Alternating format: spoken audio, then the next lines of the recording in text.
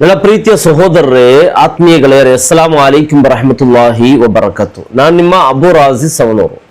ಇವತ್ತು ನಾನು ಕ್ಯಾಮರಾದ ಮುಂದೆ ನಿಂತಿರುವುದು ಕೇವಲ ಒಂದು ಘಟನೆಯ ಬಗ್ಗೆ ಹೇಳಲಿಕ್ಕಲ್ಲ, ಬದಲಾಗಿ ನಮ್ಮ ಸಮುದಾಯದ ಆತ್ಮಸಾಕ್ಷಿಯನ್ನು ಬಡಿದೆಬ್ಬಿಸಲು. ನಾವು ಕೋಟಿ ರೂಪಾಯಿ ಹಾಕಿ ಮಸೀದಿ ಕಟ್ಟುತ್ತೇವೆ, ಸುಂದರವಾದ ಲೈಟುಗಳು ಹಾಕುತ್ತೇವೆ, ಆದರೆ ಅದೇ ಮಸೀದಿಯ ಮಿಂಬರ್ ಮೇಲೆ ನಿಂತು ಅಲ್ಲಾಹನ ಕಲಾಮನ್ನು, ಖುತುಬವನ್ನು ನಮಗೆ ಉಣಬಡಿಸುವ ಉಸ್ತಾದರ ಪರಿಸ್ಥಿತಿ ಏನಾಗಿದೆ ಎಂದು ನೋಡಿದ್ದೀರಾ? ಒಬ್ಬ ಆಲಿಮ್ ಅಥವಾ ಉಸ್ತಾದ್ ಕಣ್ಣೀರು ಸುರಿಸುತ್ತಿದ್ದಾರೆ ಎಂದರೆ ಅದು ಕೇವಲ ಅವರ ವೈಯಕ್ತಿಕ ದುಃಖವಲ್ಲ, ಅದು ನಮ್ಮ ಸಮಾಜದ ಅವನತಿಯ ಮುನ್ಸೂಚನೆ. ചെയ്യണമെന്നും എന്റെ മക്കൾ പട്ടിണിയാവാതിരിക്കാൻ വേണ്ടി ഓർമ്മപ്പെടുത്തുകയാണ്.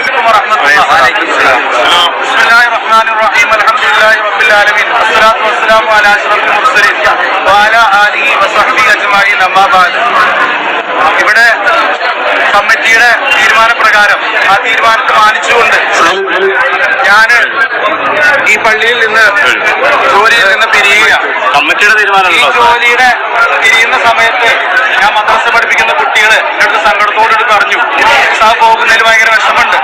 അതേ പ്രകാരം തന്നെ ഉസ്താദ് പോയി കഴിഞ്ഞാൽ ഞങ്ങൾ മദ്രസയിൽ പഠിക്കാൻ വരുന്നില്ല എന്ന് പറഞ്ഞു.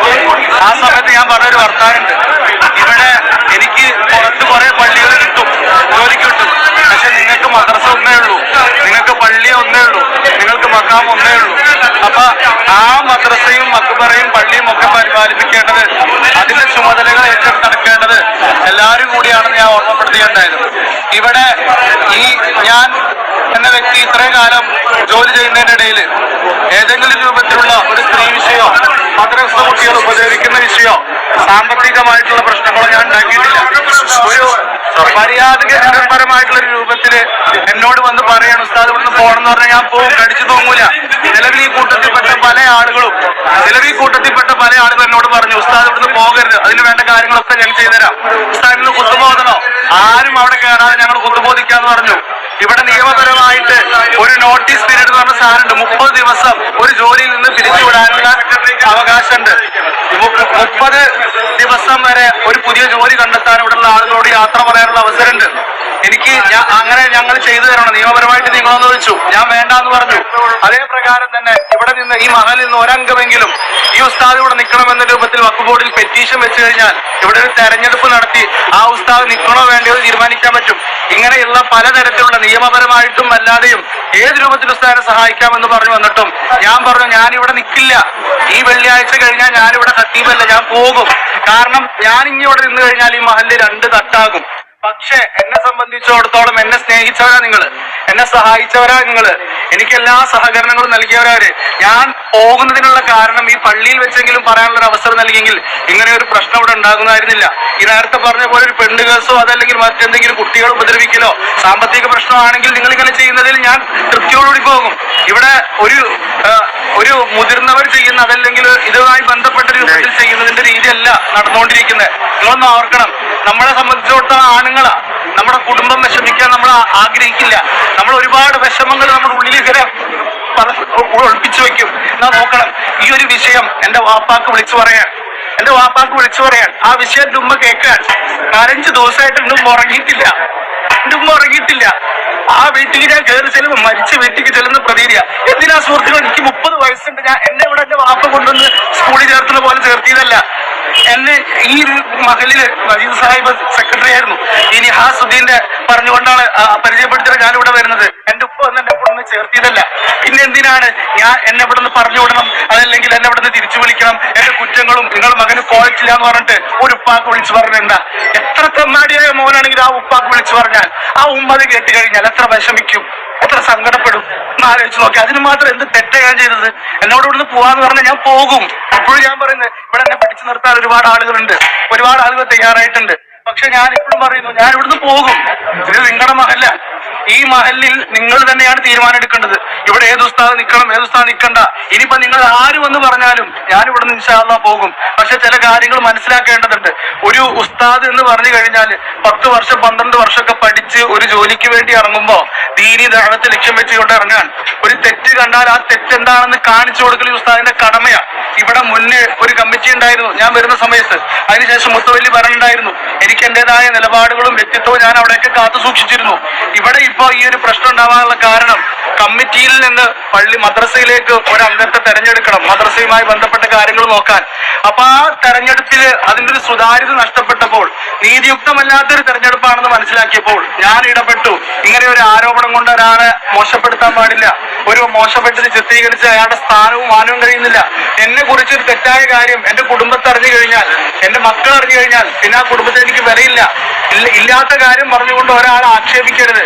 ഇങ്ങനെയുള്ളൊരു തെറ്റ് ചൂണ്ടിക്കാണിച്ചതിന്റെ പേരിൽ എന്നെ പറഞ്ഞു വിടുകയാണ്. നിങ്ങളൊന്ന് ആലോചിക്കണം. ഈ ഒരു നിസ്സാരമായ കമ്മിറ്റിയുടെ ഉള്ളിൽ തന്നെ ചർച്ച ചെയ്ത് അവസാനിപ്പിക്കേണ്ട ഈ ഒരു വിഷയത്തിന്റെ പേരിൽ ഒരു ഉസ്താദിനെ ആ പള്ളിയിൽ നിന്ന് രാത്രിക്ക് രാത്രി തന്നെ പെട്ടിയെടുത്ത് പോകണമെന്ന് പറയുന്നത് ഏത് ന്യായമാണെന്ന് അറിഞ്ഞാൽ കൊള്ളാമെന്നുണ്ട്. ഈ ഒരു വിഷയം നിങ്ങളെ ധരിപ്പിക്കുക എന്നുള്ള ഒറ്റ ലക്ഷ്യം മാത്രമേ എനിക്കിവിടെ ഉണ്ടായിട്ടുള്ളൂ. ഇവിടെ ഇപ്പൊ കൂടിയിരിക്കുന്ന പല ആളുകൾക്കും സത്യം എന്താണെന്ന് അറിയില്ല. ഇവരൊക്കെ ഞാൻ പോകുമ്പോ ഇനി എന്നെ വേറെ രൂപത്തിൽ പലതും പറയും.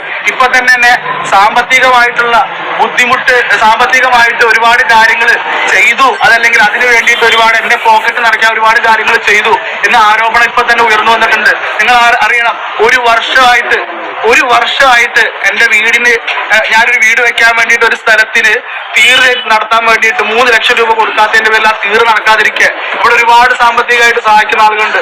ആശിമാജി മണവാട്ടി അടക്കം, ഒലീൻ അൻസാരി അടക്കം, ഷിജാസ് അടക്കം ഒരുപാട് ആൾക്കാരുണ്ട്. ഒരാളോടെങ്കിലും ഈ വിഷയം ഞാൻ ഓർമ്മപ്പെടുത്തിയിട്ടുണ്ടെന്ന് നിങ്ങൾ ചോദിക്കണം.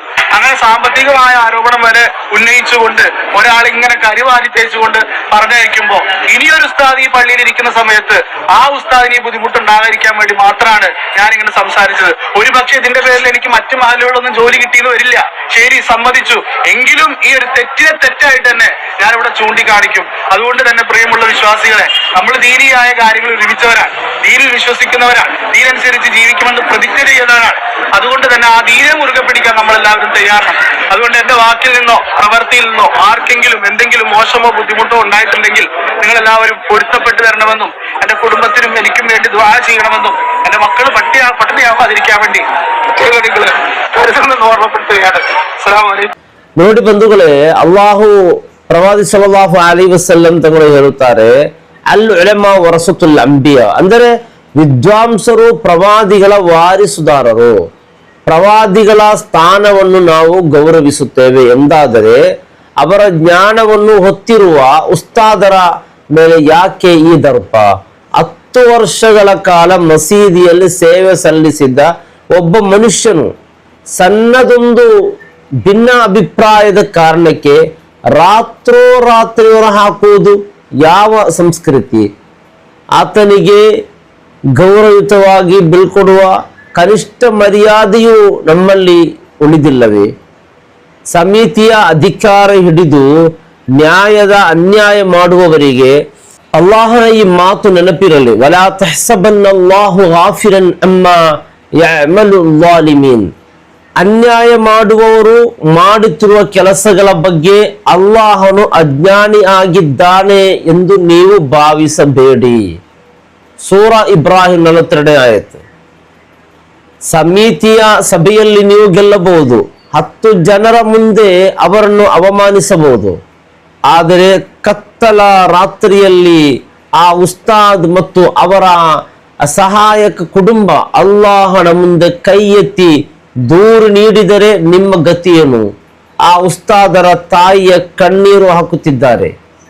ಅವರ ಮಕ್ಕಳು ನನ್ನ ತಂದೆಗೆ ಏನಾಯಿತು ಎಂದು ಕೇಳುತ್ತಿದ್ದಾರೆ. ಈ ಕಣ್ಣೀರಿನ ಶಾಪಕ್ಕೆ ನೀವು ಉತ್ತರ ಕೊಡಲೇಬೇಕಾಗುತ್ತದೆ. ಪ್ರವಾದಿ ಸಲ್ಲಲ್ಲಾಹು ಅಲೈಹಿ ವಸಲ್ಲಂ ತಂಗಳರು ಮುಆದ್ ಇಬ್ನ್ ಜಬಲ್ ರಲಿಯಲ್ಲಾಹು ಅನ್ಹು ಅವರನ್ನು ಯಮನ್ಗೆ ಕಳುಹಿಸುವಾಗ ಒಂದು ಕಿವಿ ಮಾತು ಹೇಳಿದ್ದರು, ವತ್ತಖಿ ದಅವತಲ್ ಮಜ್ಲೂಮ್ ಫಇನ್ನಹು ಲೈಸ ಬೈನಹಾ ವ ಬೈನಲ್ಲಾಹಿ ಹಿಜಾಬ್. ಅನ್ಯಾಯಕ್ಕೊಳಗಾದವನ ಪ್ರಾರ್ಥನೆಗೆ ಹೆದರಿ, ಯಾಕೆಂದರೆ ಅದಕ್ಕೂ ಅಲ್ಲಾಹನಿಗೂ ನಡುವೆ ಯಾವುದೇ ಅಡೆತಡೆಗಳಿಲ್ಲ. ನೀವು ಅಧಿಕಾರ ಬಳಸಿ ಅವರ ಸಂಬಳ ನಿಲ್ಲಿಸಬಹುದು, ಆದರೆ ಅವರ ಬದುಕಿನ ಬಾಗಿಲನ್ನು ಮುಚ್ಚಲು ಯಾರಿಂದಲೂ ಸಾಧ್ಯವಿಲ್ಲ. ಅವರು ಅಳುತ್ತಿರುವುದು ಅನ್ನಕ್ಕಲ್ಲ. ಬಂಧುಗಳೇ, ಮನುಷ್ಯತ್ವ ಸತ್ತು ಹೋಗುತ್ತಿರುವ ಈ ಸಮಾಜವನ್ನು ಕಂಡು ನನ್ನ ಮಾತು ಕೇಳುತ್ತಿರುವ ಯುವಕ ಮಿತ್ರರೇ, ನಾವು ಕೇವಲ ವೀಕ್ಷಕರಾಗಿ ಇರಬಾರದು. ಮಸೀದಿಯಲ್ಲಿ ಅನ್ಯಾಯ ನಡೆಯುವಾಗ ನಮಗೆ ಯಾಕೆ ಎಂದು ಸುಮ್ಮನಿರುವುದು ಕೂಡ ಅಷ್ಟೇ ದೊಡ್ಡ ತಪ್ಪು. ಉಸ್ತಾದರು ನಮ್ಮ ಸಮಾಜದ ಬೆನ್ನೆಲುಬು. ಅವರಿಗೆ ಗೌರವ ಸಿಗದ ಊರಿನಲ್ಲಿ ಬರುಕತ್ತಿರಲು ಸಾಧ್ಯವಿಲ್ಲ.